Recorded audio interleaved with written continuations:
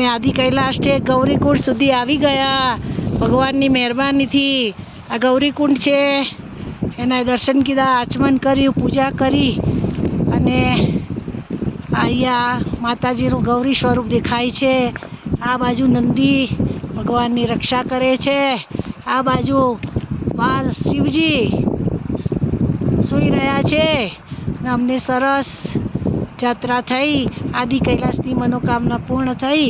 એ home લખેલો છે, ઓમ home ઓમ।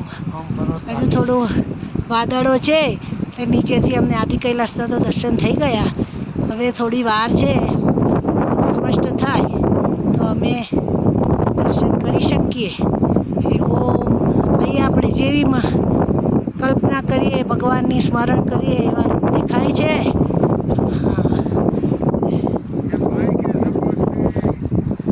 हमारे साथ एक घोड़ा वाला भाई भी बहुत सपोर्ट किया, हमारे तक यहाँ तक आए और अच्छा हमको यात्रा कराई।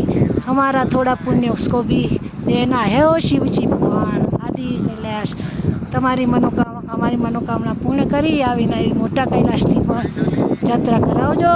દીનાનાથ કી જય।